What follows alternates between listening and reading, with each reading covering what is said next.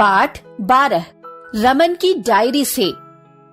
रमन को डायरी लिखने में बहुत आनंद आता है। वो रोजाना होने वाली घटनाओं को उसमें लिखता है। वो गर्मी की छुट्टियों में जून माह में देवभूमि उत्तराखंड की सैर पर गया। आइए पढ़ें कि रमन ने अपनी डायरी में क्या लिखा। 4 जून 2022 आज सुबह 4 बजे हम रेल से हरिद्वार पहुँचे। स्टेशन से बाहर निकले तो सुहावना मौसम था। हम सभी बैटरी रिक्शा में बैठकर शांति कुंज आश्रम धर्मशाला की ओर चल पड़े। पापा के किसी मित्र ने पहले से ही वहां ठहरने की व्यवस्था कर दी थी।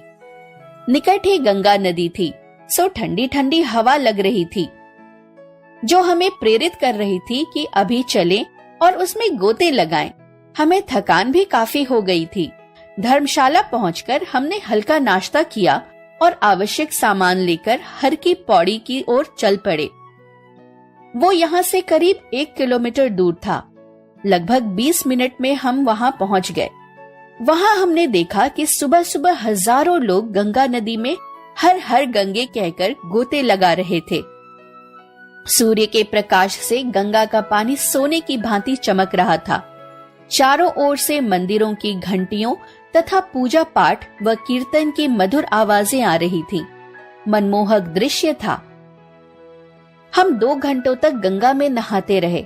नहाने के बाद स्वच्छ कपड़े पहने और गंगा नदी के पास बने मंदिर में पूजा की। पूजा करने के बाद एक होटल में भोजन करके धर्मशाला में वापस लौट आए। दिन भर आराम किया और शाम को वहाँ के मंदिरों में घूमने गए, जिनमें वैष्णो देवी मंदिर तथा भारत माता मंदिर दर्शनीय थे। उनके दर्शन करके देर रात हम धर्मशाला आ गए। 5 जून 2022 हम सुबह जल्दी उठ गए। हरिद्वार की सुबह फिर अनोखी सी लगी। पापा ने बताया कि आज हमारा ऋषिकेश घूमने का कार्यक्रम है। सभी लोग 7 बजे तक तैयार होकर धर्मशाला से बाहर आ गए। एक ऑटो वाला हमें ऋषिकेश ले चलने के लिए राजी हो गया। ऋषिकेश की दूरी हरिद्वार से लगभग 20 किलोमीटर है। रास्ते में तरह तरह के पेड़ पौधे, छोटी छोटी जलधाराएं और जहां तहां बने छोटे छोटे ढाबे हमें लुभा रहे थे। ऋषिकेश के पास पहुंचकर हरे भरे पहाड़ दिखने लग गए। लगभग 1 घंटे में हम ऋषिकेश पहुंच गए।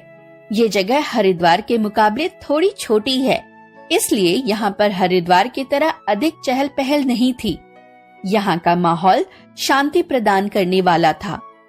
हम राम झूले पर चलकर एक ओर से दूसरी ओर आने लगे। यह झूला बहुत बड़ा है। सैकड़ों बंदर इस पर घूमते रहते हैं। इसके नीचे से गंगा नदी धीरे धीरे बहती है, लेकिन लगती बहुत विशाल है। यहाँ के आश्रमों में लोग ध्यान लगाते तथा योग करते दिखाई देते हैं। यहाँ के स्वर्गाश्रम तथा गीता भवन में अनेक प्रकार के पेड़ पौधे लगाए गए हैं और उनके बीच क्रम से कई कहानी कहती अनेक मूर्तियां स्थापित की गई हैं। यहाँ आकर तो मन करता है काश हमारा घर भी यहाँ होता।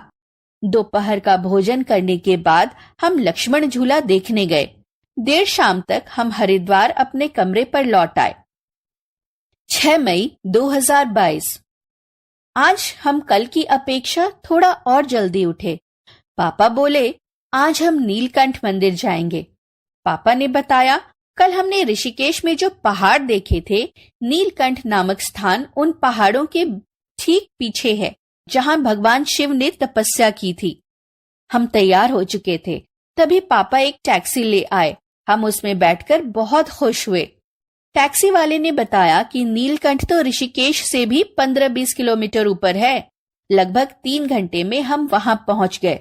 रास्ते में पड़ने वाले छोटे छोटे गांव, सीढ़ी नुमा खेतों में काम करते लोग, झरझर बहते झरने और ऊंचे ऊंचे पहाड़, सब कुछ सपने के समान लग रहा था। तभी हम नीलकंठ मंदिर के पास पहुंचे। आसपास बनी छोटी छोटी दुकानों से हमने प्रसाद लिया और मंदिर में प्रवेश किया। मंदिर बहुत प्राचीन था। वहां स्थापित एक वृक्ष के बारे में यह मान्यता है कि वो हजारों वर्षों से यहीं खड़ा है। हमने पूजा अर्चना की और बाहर आकर पहाड़ पर बने एक ढाबे पर खाना खाया। यहाँ काम करने वाले लोग पहाड़ी थे जो बहुत प्यार से हमारी आवभगत कर रहे थे। सारा दिन हम एक झरने के पास बैठे रहे। रह रहकर पानी की बौछारें हमारे चेहरे पर पड़ रही थीं, जिससे हमारी थकावट एकदम मिट गई। शाम को लगभग 5 बजे हम वहां से चले। ये हमारी यात्रा का अंतिम दिन था। इन 3 दिनों में हमने बहुत मजे किए और बहुत कुछ सीखा। रात 8 बजे तक हम धर्मशाला में लौट आए और दिल्ली चलने की तैयारी करने लगे।